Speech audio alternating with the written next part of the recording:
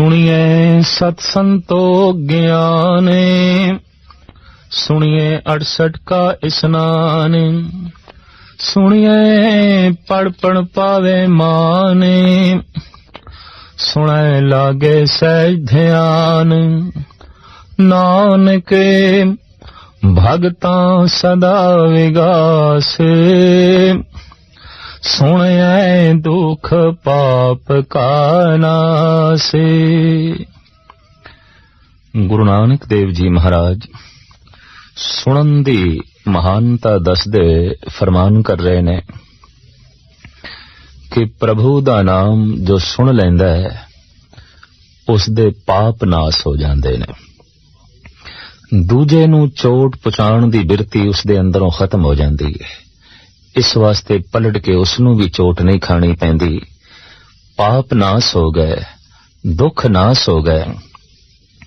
इस वास्ते जो प्रभु दा नाम सुन लैंदा है, अठे पैर उसदे अंदर विकास बनिया रहिंदा है, खेड़ा बनिया रहिंदा है, मस्ती बनी रहिंदी है। सुने सत संतोख ज्ञान।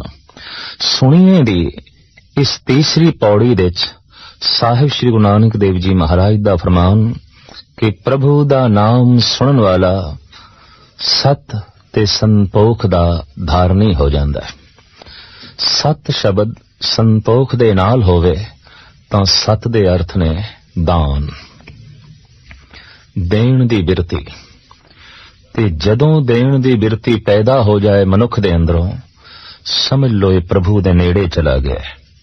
मासूम बच्चा अजे लैना जानदा है, देना नहीं। उसनू कह दईए भी जिहड़ा खिडौना तेरे कोल है ये दूसरे बच्चे नू दे दे, कहंदा नहीं। तोड़ देगा, दूजे बच्चे नू देवेगा नहीं, क्योंकि अजे देण दी बिरती दा उसदे अंदरों जन्म नहीं होया। अगर जवान होके बुढ़ा होके भी देण दी बिरती दा जन्म नहीं होया, सिर्फ लैण दी बिरती ही पलबल है, तो ऐसा मनुख संसारी है, धार्मिक नहीं, भगत नहीं। परमात्मा दा नाम सुनन वाला दानी हो जाता है। क्यों कि वह संतोखी हो जाता है। दे सकण दी समर्था भी संतोख तो पैदा होंदी है।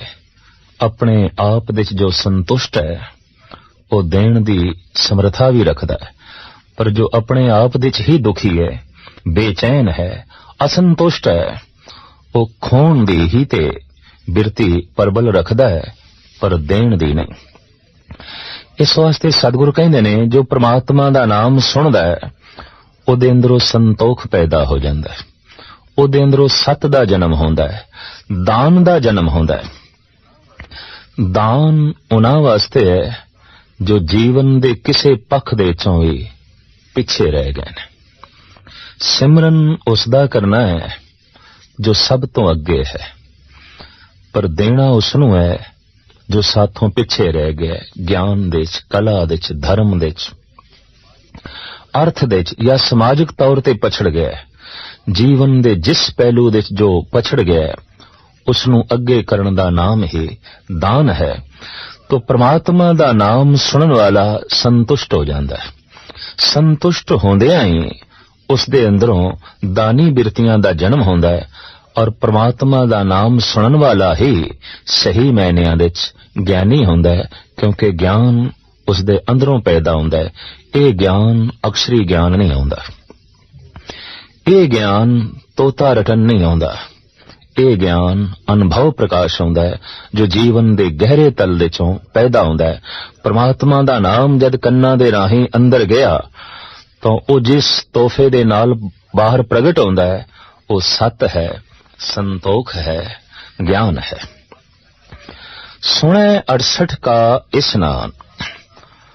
परमात्मा दा नाम सुनन वाला इतना पावन हो जांदा है मानो 68 तीर्थां दा इशनान हो गए। तीर्थ अपनी थां ते बहुत वड्डे ने, महान ने, पर तीर्थां दी महानता भी नाम जपण वालियां करके ही है, संतां करके, भगतां करके। इस वास्ते इत्थे ते एक सवालिया फिकरा खड़ा कीता है भगत कबीर ने। कहत कबीर हों भया उदास, तीरथ बड़ा के हर का दास। जो प्रश्न ही उत्तर होवे। ਸਾਹਿਤਿਕ ਦੁਨੀਆ ਵਿੱਚ ਇਸ ਤਰ੍ਹਾਂ ਦੀ ਕਵਿਤਾ ਦਾ ਇੱਕ ਖਾਸ ਅਸਥਾਨ ਹੈ। ਕਹਿਤ ਕਬੀਰ ਹੋਂ ਭਇਆ ਉਦਾਸ, ਤੀਰਥ ਬੜਾ ਕਿ ਹਰ ਕਾ ਦਾਸ। तो कबीर कहते तीर्थ वड्डा नहीं, हरि का दास वड्डा। हरि दे दास दा जिथे जन्म होया तो जन्म अस्थान भी तीर्थ बन जाएगा। हरि दा दास जिथे बैठा है, भगती कीती है, वो अस्थान भी तीर्थ बन जाएगा। ते हरि दे दास दे जिथे मृत्यु हो गई है, जिथे उसने देही दा त्याग कीता है, वो अस्थान भी तीर्थ बन जाएगा। गरज के भगत जिथे जिथे बैठे ओदे कदमां दे चों तीर्थ दा जन्म है। तीर्थ भगतां नूं नहीं पैदा करदे, भगत तीर्थां नूं जन्म देंदे ने। किसी तीर्थ दे कोई समर्था नहीं कि वह ब्रह्म ज्ञानी नूं पैदा करे, पर हर ब्रह्म ज्ञानी दे यह समर्था है कि वह तीर्थां नूं जन्म देंदा है। स्वयं ब्रह्म ज्ञानी भगत चलदा फिरदा एक तीरथ ही आउंदा है, जिन्हों जंगम तीरथ करके कहंदे ने। चलदा फिरदा तीरथ, उहदे कदमां दे चों तीर्थां दा जन्म होंदा है। इस वास्ते सतगुरुदेव जी महाराज फरमान पे करते ने, सुनने वाला इतना पावन हो जाता है, इतना पवित्र हो जाता है, जैसे कि 68 तीर्थ पावन ने, पवित्र ने, उस कल्ले ने मानो 68 तीर्थां दा इशनान कर लिया, इतनी पवित्रता हासिल कर ली है। सुने पढ़ पढ़ पावे मान। जद कोई परमात्मा दा नाम गहरे तल दे सुनदा है तो उस दे अंदर होर जानन दी भुख पैदा होंदी है। मैं होर जाना, मैं होर जाना। ते होर जानन लई दुनिया दे धर्म ग्रंथ ने तो पढ़न दी रुचि पैदा होंदी है। मैं ओ भी पढ़ा, मैं ओ भी पढ़ा। ये भुख तरह तरह दे ग्रंथां दा पाठ करन पढ़न ते मजबूर कर दिए। और जैसे जैसे वो पढ़दा है वैसे वैसे उसका अनुभव, उसका ज्ञान उहदे च वाधा हुंदा है। और जैसे उसके ज्ञान दे च वाधा हुंदा है, उहदी पूजा हुंदी है, उहदी प्रतिष्ठा हुंदी है, उहनूं मान मिलदा है। सुणे पढ़ पढ़ पावे मान। कुछ आलम इस ढंग नाल भी अर्थ करदे ने कि पढ़ पढ़ के जो मान प्राप्त होंदा है मनुख नूं, ओही मान परमात्मा दा नाम सुनन नाल मिल जांदा है। उतनी प्रतिष्ठा सिर्फ प्रभु दे नाम दे सुनन दे नाल ही प्राप्त हो जांदी है। सुने लागै सहज ध्यान। सहज तो मुराद है अडोलता, टिकाओ। सुनदियां ही सुनदियां एक दिन खिंडिया होया मन सहज दे च आ जांदा है, टिक जांदा है। ते जैसे अडोल होंदा है, परम अडोलता दे मुजस्मे परिपूर्ण परमात्मा नाल उसका संबंध जुड़ जाता है। जैसे नाम दी धारा अंदर प्रवेश कर दी है, वो खिंडे हुए मन दे टुकड़ियां नूं यकजा करना शुरू कर देंदी है। बस सुनन दी यही महानता है। एक एक शब्द जैसे अंदर प्रवेश कर रहे है, खिंडे हुए मन दे टुकड़े कट्ठे होने शुरू हो गए ने। तो साहिब कहते ने सुने लागै सहज ध्यान। परमात्मा दा नाम सुनन दे नाल आत्मक अडोलता प्राप्त हो जाती है। ध्यान साधना दी शिखरता लभ जाती है। आखिर समूह ध्यान साधना दा मतलब तो इतना ही है कि मन टिके, मन अडोल होवे। ते गुरु नानक देव जी महाराज दा फरमान है, ये ते परमात्मा दा नाम सुनन नाल ही प्राप्त हो जाता है, ध्यान टिक जाता है। नानक भगतां सदा विगास। सदा विगास तो मुराद है हमेशा। ये नहीं कि अज खेड़ा है कल रोना है, सवेरे हसना है शामी रोना है, अज प्रसन्नता है कल मुरझाना है। सदीवी प्रसन्नता सदीवी खेड़ा भगतां कोल हुंदा है। भगत ऐसी बसंत बहार ने जिहदे उत्ते कदी खिज़ां नहीं आउंदी, जिस दे उत्ते कदी पतझड़ दी रुत नहीं आउंदी। भगत कबीर जी महाराज दा कहना है, कबीर ऐसा बीज बोए बाहरें मास फलंत, शीतल छाया गहर फल पंछी केल करंत। तो नानक भगतां सदा विगास। ਸੁਣੈ ਦੁੱਖ ਪਾਪ ਕਾ ਨਾਸ। ਪਰਮਾਤਮਾ ਦਾ ਨਾਮ ਸੁਣਨ ਨਾਲ ਹੀ ਦੂਜੇ ਨੂੰ ਚੋਟ ਪਹੁੰਚਾਉਣ ਦੀ ਬਿਰਤੀ ਖਤਮ ਹੋ ਗਈ। ਪਾਪ ਦੀ ਮੂਲ ਵਿਆਖਿਆ ਇਹ ਕਿ ਮੇਰੇ ਬੋਲ ਨਾਲ ਜੇ ਕਿਸੇ ਦਾ ਦਿਲ ਦੁਖਿਆ ਪਾਪ ਹੋ ਗਿਆ। ਮੇਰੇ ਵਿਚਾਰਾਂ ਦੇ ਨਾਲ ਕਿਸੇ ਦੀ ਹਾਨੀ ਹੋਈ ਹੈ ਤਾਂ ਪਾਪ ਹੋ ਗਿਆ। ਮੇਰੇ ਕਿਸੇ ਕਰਮ ਦੇ ਨਾਲ ਕਿਸੇ ਦਾ ਨੁਕਸਾਨ ਹੋ ਗਿਆ ਤਾਂ ਇਹ ਪਾਪ ਹੋ ਗਿਆ। ਤੇ ਦੂਜੇ ਦਾ ਅਹਿਤ ਕਰਕੇ ਆਪਣਾ ਹਿੱਤ ਲੱਭਣਾ, ਦੂਜੇ ਦਾ ਨੁਕਸਾਨ ਕਰਕੇ ਆਪਣਾ ਨਫਾ ਲੱਭਣਾ, ਦੂਜੇ ਦੀ ਬੇਇੱਜ਼ਤੀ ਕਰਕੇ ਆਪਣੀ ਇੱਜ਼ਤ ਲੱਭਣੀ, ਇਸੇ ਨੂੰ ਹੀ ਪਾਪ ਕਹਿੰਦੇ ਨੇ। ਇਹ ਪਾਪਮਈ ਬਿਰਤੀ ਪਰਮਾਤਮਾ ਦਾ ਨਾਮ ਸੁਣਨ ਦੇ ਨਾਲ ਹੀ ਖਤਮ ਹੋ ਜਾਂਦੀ ਹੈ। ਫਿਰ ਮਨੁੱਖ ਚੋਟ ਖਾ ਤੇ ਸਕਦਾ ਹੈ, ਚੋਟ ਦੇ ਨਹੀਂ ਸਕਦਾ। ਬੇਇੱਜ਼ਤੀ ਆਪਣੀ ਪ੍ਰਵਾਨ ਤੇ ਕਰ ਲੇਗਾ ਪਰ ਦੂਜੇ ਦੀ ਬੇਇੱਜ਼ਤੀ ਨਹੀਂ ਕਰੇਗਾ। ਆਪਣਾ ਨੁਕਸਾਨ ਸਹਾਰ ਤੇ ਲਵੇਗਾ ਪਰ ਦੂਸਰੇ ਦਾ ਨੁਕਸਾਨ ਕਤਈ ਨਹੀਂ ਕਰੇਗਾ। ਇਸ ਢੰਗ ਦੀ ਉਸਦੀ ਬਿਰਤੀ ਬਣ ਜਾਂਦੀ ਹੈ। ਜਦ ਦੂਸਰੇ ਦਾ ਉਸਨੇ ਨੁਕਸਾਨ ਕਰਨਾ ਹੀ ਨਹੀਂ ਤਾਂ ਐਸੀ ਅਵਸਥਾ ਬਣ ਜਾਂਦੀ ਫਿਰ ਉਸਦਾ ਵੀ ਨੁਕਸਾਨ ਨਹੀਂ ਹੁੰਦਾ। ਜੋ ਕਿਸੇ ਦੀ ਬੇਇੱਜ਼ਤੀ ਨਹੀਂ ਕਰਨਾ ਚਾਹੁੰਦਾ ਉਹਦੀ ਖੁਦ ਵੀ ਇੱਜ਼ਤ ਮਹਿਫੂਜ਼ ਰਹਿੰਦੀ ਹੈ, ਕਾਇਮ ਰਹਿੰਦੀ ਹੈ। ਇਸ ਵਾਸਤੇ ਮੇਰੇ ਪਾਤਸ਼ਾਹ ਫਰਮਾਨ ਕਰਦੇ ਨੇ, ਨਾਨਕ ਭਗਤਾਂ ਸਦਾ ਵਿਗਾਸ, ਸੁਣੈ ਦੁੱਖ ਪਾਪ ਕਾ ਨਾਸ।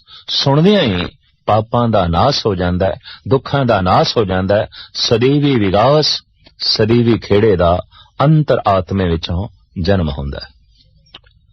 ਸੁਣੀਏ ਸਰਾ ਗੁਣਾ ਕੇ ਗਾ, ਸੁਣੀਏ ਸੇਖ ਪੀਰ ਪਾਤਸ਼ਾਹ, ਸੁਣੀਏ ਅੰਧੇ ਪਾਵੇ ਰਾਹ, ਸੁਣੇ ਹਾਥ ਹੋਵੇ ਅਸਗਾਓ, ਨਾਨਕ ਭਗਤਾਂ ਸਦਾ ਵਿਗਾਸੇ, ਸੁਣਿਐ ਦੁਖ ਪਾਪ ਕਾ ਨਾਸੇ। ਸਰੀਰ ਦੇ ਤਲ ਤੇ ਮਹਾਨਤਾ ਇਸ ਗੱਲ ਦੀ ਹੈ ਕਿ ਮੂੰਹ ਦੇ ਰਾਹੀਂ ਭੋਜਨ ਸਰੀਰ ਦੇ ਵਿੱਚ ਪ੍ਰਵੇਸ਼ ਲਾਜ਼ਮੀ ਕਰੇ। ਮੂੰਹ ਦੇ ਵਿੱਚ ਪਾਈ ਹੋਈ ਵਸਤੂ ਭੋਜਨ ਦੀ ਬੁਰਕੀ ਅਗਰ ਇੱਕਦਮ ਉਲਟੀ ਹੋ ਜਾਏ, ਮੈਦੇ 'ਚ ਪਚੀ ਨਹੀਂ, ਅੰਦਰ ਗਈ ਨਹੀਂ, ਤਾਂ ਸਰੀਰ ਦਾ ਕਾਇਮ ਰਹਿਣਾ, ਸਰੀਰ ਦਾ ਜ਼ਿੰਦਾ ਰਹਿਣਾ ਔਖਾ ਹੋ ਜਾਏਗਾ।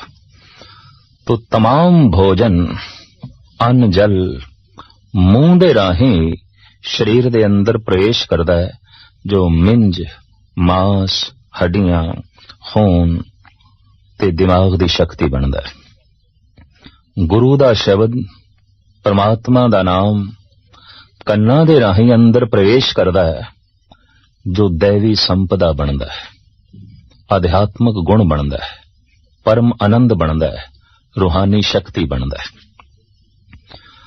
भोजन दी बुरकी सहजे अंदर चली जाती है, परमात्मा दा नाम गुरु दा शब्द सहजे अंदर प्रवेश करना औखा होवेगा। इसे नूं कहंदे ने धार्मिक साधना करनी पवेगी, भाव ध्यान साधना करनी पएगी। ध्यान फिर कित्थे टिकाई है? ध्यान सुनन दे टिकाना है, ध्यान शब्द दे टिकाना है। इतनी गल ते स्पष्ट है कि ध्यान दी प्रबल शक्ति मनुख दे कोल है, ते ध्यान जिस पासे जावेगा मनुख दी तमाम शक्ति ध्यान दे राहें उसे पासे गमन करेगी। जिथे साडा ध्यान है साड़ी जीवन शक्ति उसे पासे जा रही है। संसार दे किसे खिते दे, किसे वस्तु दे, किसे रंग, किसे रूप दे साडा ध्यान है तो साड़ी शक्ति उसे पासे गमन कर रही है, और सहजे सहजे असी अपनी शक्ति तो छीन हो रहे हैं, खाली हो रहे हैं। एक को एक परमात्मा दा नाम है, अगर उस विच साडा ध्यान जुड़े तो शक्ति मिलनी शुरू हो जाती है, ताकत मिलनी शुरू हो जाती है। इस दे मनुख दी सत्या खत्म नहीं होंदी, बल्कि ध्यान दे आसरे ते सत्या मिलनी शुरू हो जाती है।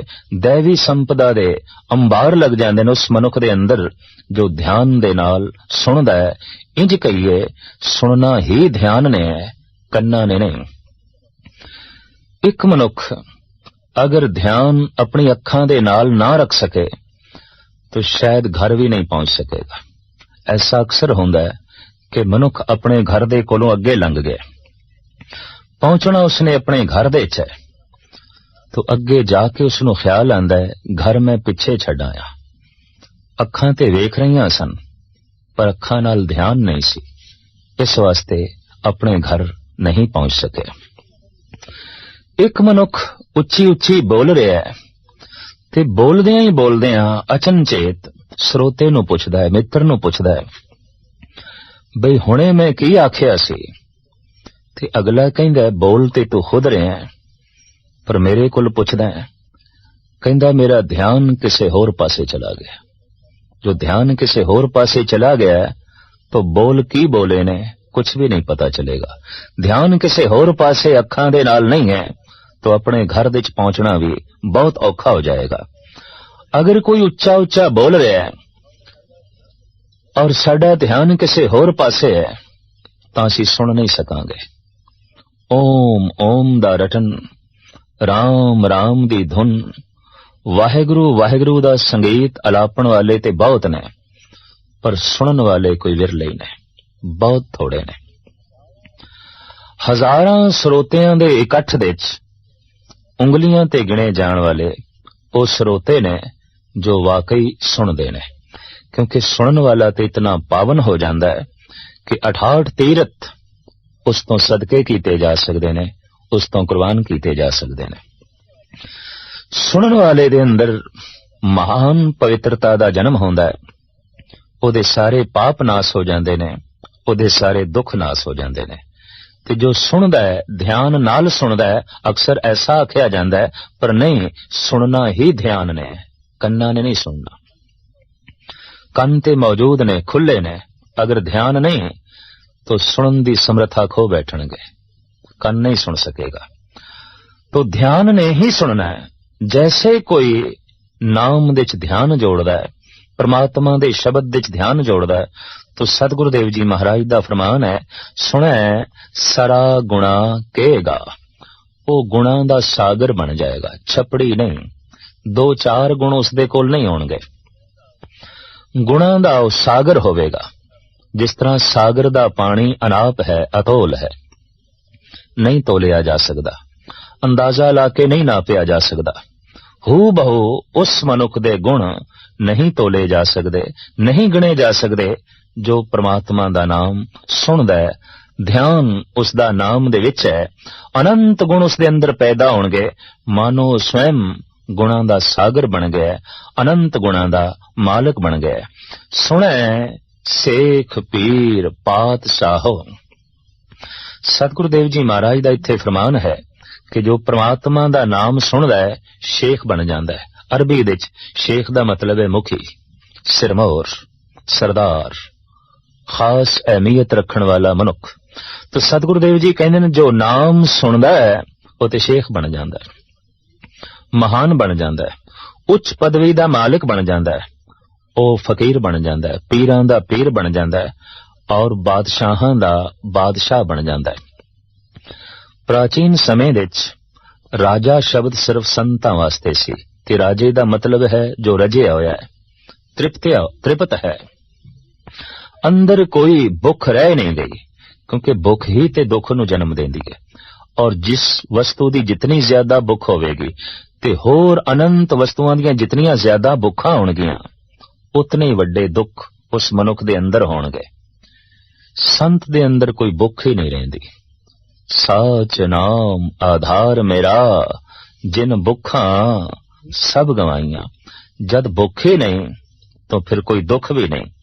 इस तरह के पुरुष नूं आख्या गया राजा। ये राजे ने, त्रिपत ने। राजे दा मतलब ये नहीं कि सिंहासन ते बैठा है, राजे दा मतलब है जो त्रिपत है, रजे होया है। रजे होए मनुख नूं ही बादशाह आख्या गया, रजे होए मनुख नूं ही राजा आख्या गया। ते सतगुरु देव जी महाराज कहंदे नाम तो बिना अज तक ना कोई रजे है ते ना ही रज सकदा है। भाई गुरदास जी ने इस तरह दे राजियां दी दैवी संपदा दा बकायदा जिक्र कीता है। जैसे राजे कोल सिंहासन है, उदा भंडार है, उदी अपनी एक राजधानी है, उदे कोल अपना सारा साजो समान है। हू बहु भाई गुरदास जी ने उसका जिक्र किया है, जत सत सिंहासन सहज संतोख मंत्री, धर्म धीरज ध्वजा अब चल राज है। जो भगत है परमात्मा दा नाम सुनदा है वो ऐसा राजा है, ਉਹ ਬੈਠਦਾ ਹੈ ਜੱਤ ਸੱਤ ਦੇ ਸਿੰਘਾਸਣ ਤੇ। ਉਹਦਾ ਸਿੰਘਾਸਣ ਸੋਨੇ ਚਾਂਦੀ ਦਾ ਨਹੀਂ, ਕਿਸੇ ਹੋਰ ਢੰਗ ਨਾਲ ਸਵਾਰਿਆ ਹੋਇਆ ਉਸਦਾ ਸਿੰਘਾਸਣ ਨਹੀਂ, ਉਹਦਾ ਸਿੰਘਾਸਣ ਹੀ ਜੱਤ ਹੈ, ਉਸਦਾ ਸਿੰਘਾਸਣ ਹੀ ਸੱਤ ਹੈ। ਉਹ ਸੱਤ ਦੇ ਆਸਣ ਤੇ ਬੈਠਦਾ ਹੈ, ਜੱਤ ਦੇ ਆਸਣ ਤੇ ਬੈਠਦਾ ਹੈ। ਸਹਿਜ ਸੰਤੋਖ ਮੰਤਰੀ, ਉਹਦੇ ਸਲਾਹਕਾਰ ਮੰਤਰੀ। ਆਤਮਿਕ ਅਡੋਲਤਾ ਤੇ ਸੰਤੋਖ, ਇਹ ਉਸਦੇ ਮੰਤਰੀ ਨੇ, ਇਹ ਉਸਦੇ ਕਾਰਿੰਦੇ ਨੇ, ਇਹ ਉਸਦੇ ਕੰਮ ਨੂੰ ਹੋਰ ਵਧਾਉਣ ਵਾਲੇ ਨੇ। ਧਰਮ ਧੀਰਜ ਧਵਜਾ ਅਬ ਚਲ ਰਾਜ ਹੈ। ਉਹਦਾ ਨਿਸ਼ਾਨ, ਉਹਦਾ ਝੰਡਾ ਕਿਹੜਾ ਹੈ?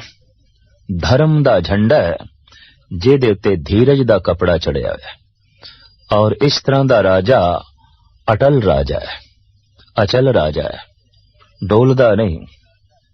ਅੱਜ ਰਾਜਾ ਹੈ ਤੇ ਕੱਲ ਨਹੀਂ, ਐਸਾ ਨਹੀਂ, ਸਦੀਵੀ ਰਾਜਾ ਹੈ, ਹਮੇਸ਼ਾ ਦਾ ਰਾਜਾ ਹੈ। ਫਿਰ ਭਾਈ ਗੁਰਦਾਸ ਜੀ ਅੱਗੇ ਫਰਮਾਨ ਕਰਦੇ ਨੇ, शिव नगरी निवास दया दुल्हनी मिली, भाग तो भंडारी भाव भोजन सकाज है। शिव नगरी निवास, आत्म प्रकाश दी नगरी दे च ही उसदा वासा है। ये नगरी ही उसदी राजधानी है। मनुख दे कोल आत्मा ते है, पर आत्मा दे च वास नहीं है। मनुख दे कोल प्रकाश ते है, प्रकाश दे च वास नहीं है। सारी जिंदगी मनुख अपने घर तो बाहर रहिंदा है, अपने निज अस्थान तो बाहर रहिंदा है। अपने निज अस्थान विच केवल संत रहिंदा है, केवल भगत रहिंदा है। तो शिव नगरी निवास दया दुल्हनी मिली। इस राजे दी रानी कौन है? दया। दया ही इसदी पटरानी है। ये जद भी सिंहासन ते बैठदा है, जिथे भी बैठदा है, दया इसदे नाल है, ये रानी इसदे नाल है।